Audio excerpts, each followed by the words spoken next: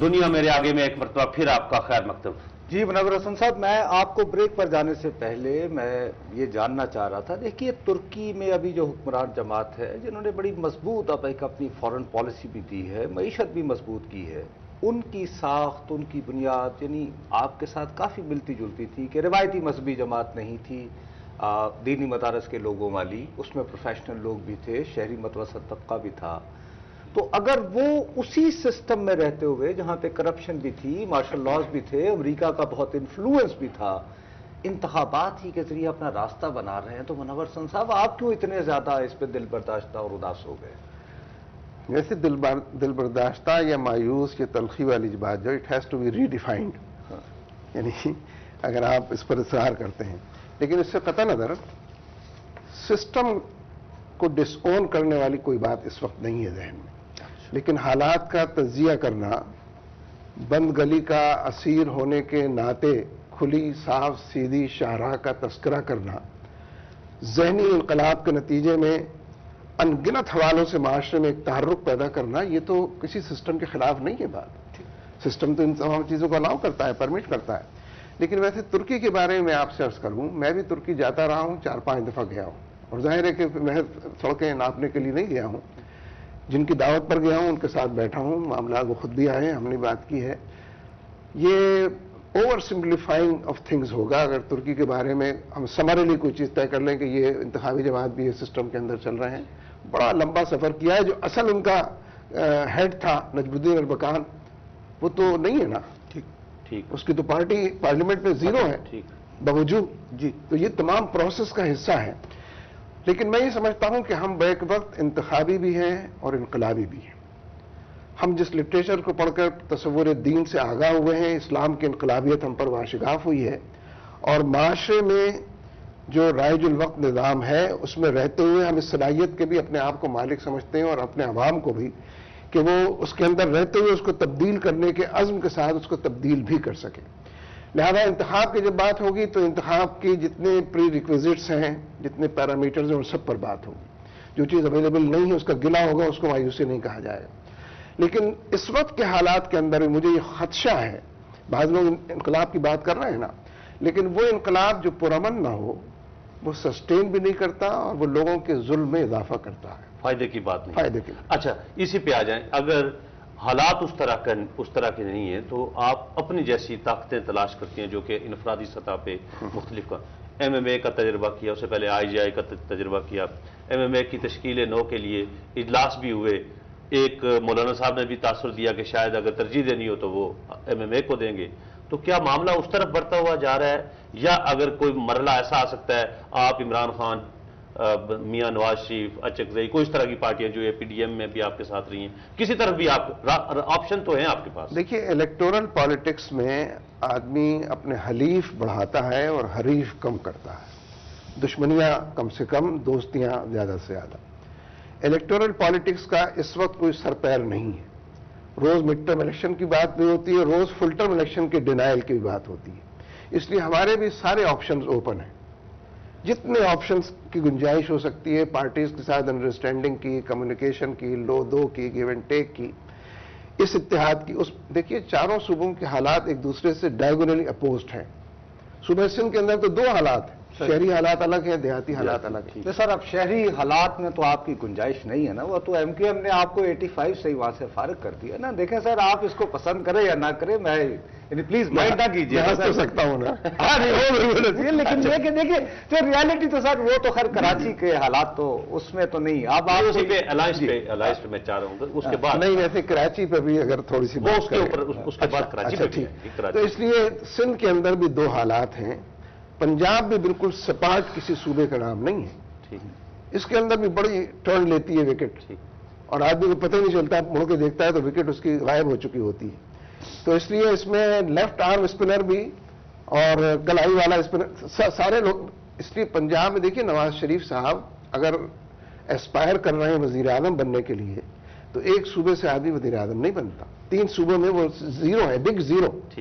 اگر وہ 3 صوبوں میں پہنچنا چاہیں گے تو پنجاب کی 40-50 سیٹوں کا سودا کرنا پڑے گا انہیں. اور کس کے ساتھ؟ تب وہ 3 یہ تو مطلب یہ تو اب اکیڈمکس ہے نا، الیکٹورل پالیٹکس کی اکیڈمکس ہے، اس کی فلسفی ہے، لیکن اسی سے وہ ایمرج کرے گا، الائنس بھی ایمرج کرے گا، مختلف صوبوں میں مختلف بھی ہو سکتے ہیں، انڈرسٹینڈنگ بھی اور ایڈجسٹمنٹ بھی. تو اس لیے ہم تمام چیزوں کے لیے اوپن ہیں. اس سے پہلے ہم یہ سمجھتے ہیں کہ حالات کے اندر جو ارتعاش ہے اس کو کوئی چینلائز کیا جائے، اور حالات کے اندر جو بے چینی ہے اس کو یا ایجیٹیشن ہے. لیکن جہاں پہ والا تو ایک بڑا ہی پریکٹیکل تھا نا. میٹنگز بھی ہوئی آپ کی، اور پھر دیکھیے این ایم اے کا بھی جو کرکس آف دی پرابلم ہے یہ کہ جو ریزالو ہوا ہے کیا ہے، وہ ہماری سوسائٹی میں لوگوں کا جو ووٹنگ پیٹرن ہے، لوگ جیتنے والے کو ووٹ دیتے ہیں، گالیاں دیتے رہتے ہیں، جھولیاں بھر بھر کر گالیاں بھی دیتے ہیں. الیکشن ہوئے ہیں، جھولیاں بھر بھر کر پیپلز پارٹی کا آدمی نمبر 2 آیا ہے، مسلم لیگ نون کا آدمی نمبر 1 آیا ہے، تحریک انصاف کا مطلب ہے کہ ٹکٹ تحریک انصاف کا تھا. یہ تو 2000 یہ تو پچھلی اسمبلی میں تھا نا پیپلز پارٹی کی طرف، 2002 کی. پھر قاف لیگ میں چلا گیا تھا تو قاف لیگ بھی پوری سپورٹ کر رہی تھی. اس لیے ہمیں بھی یہ دیکھنا چاہیے کہ اگر ہم انہی لوگوں کو چہرے بدل کر یا عنوان بدل کر لاتے رہیں گے تو کلچر تو نہیں بدلے گا. میں یہ عرض کر رہا تھا کہ یہ ووٹنگ پیٹرن ہے، یہ تعریف میری کرتے ہیں کہ آپ ماشاءاللہ بہت اچھے کینڈیڈیٹ ہیں، لیکن آپ جیت نہیں سکتے، اس لیے بدماش کو، ظالم کو ووٹ دے رہا ہوں. کیا پتا ظلم میں کچھ کمی کر دے اگر میں. لیکن مولانا ہے نا سر، وہ تو کمبینیشن ایم ایم اے کے نتیجے میں پہلی مرتبہ ووٹر کو یہ اعتماد ہوا کہ آپ جیت بھی سکتے ہیں، اور انہیں خیال ہوا کہ ہمارا ووٹ ضائع نہیں جائے. لہذا اس چیز کو تو ہم اب بھی کیش کرنا چاہتے ہیں. مولانا فضل الرحمان صاحب ہو یا ایم ایم اے کی دوسری پارٹیز ہو، اپنا نقطہ نظر بھی رکھتی ہیں، تجزیاتی نگاہ بھی رکھتی ہیں، ماضی حال اور شاید مستقبل بھی رکھتی ہیں. اس لیے یہ آپشن کلوز نہیں ہوا ہے. اس کے حق میں بھی بڑے دلائل ہیں، اور اس سے لوگ الرجک بھی بہت ہیں، اور جب وہ زید سے الرجک ہوتے ہیں تو بکر سے بھی الرجک ہو جاتے ہیں. تو اس لیے ہمارے نزدیک الیکٹورل پالیٹکس کے تمام آپشنز کھلے ہیں، لیکن انقلاب بھی جا بجا دستک دے رہا ہے. اس میں ایک بات اگر آپ اجازت دیں، آپ کو یاد ہوگا بے نظیر صاحبہ کی شہادت کے بعد ملک میں ایک عجیب و غریب فضا پیدا ہو گئی، ہزاروں گاڑیاں جلا دی گئیں، زبردست انار.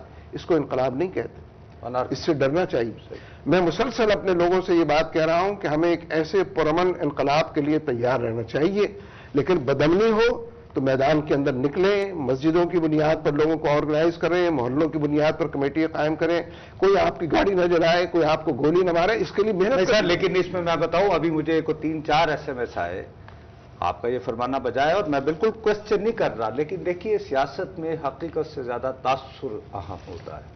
مجھے 4-5 SMS آئے ہیں جس میں یہ کہا کہ آپ ان سے پوچھیں کہ انہوں نے اس شدت سے، مثلا اگر کراچی میں، لاہور میں جب دہشت گردی کے واقعات ہوتے، اور خاص طور پر میں کہہ رہے ہیں کبھی جیسے لاہور میں واقعہ ہوا، ایک خاص لوگوں کی جو عبادت گاہ تھی اس کو وہ کہنے لگے کہ آپ کی کوئی کنڈمنیشن اس طرح کی نہیں ہے. قادیانیوں کے بالکل یہ میرا خیال ہے کہ یہ ریکارڈ کے خلاف بات ہے.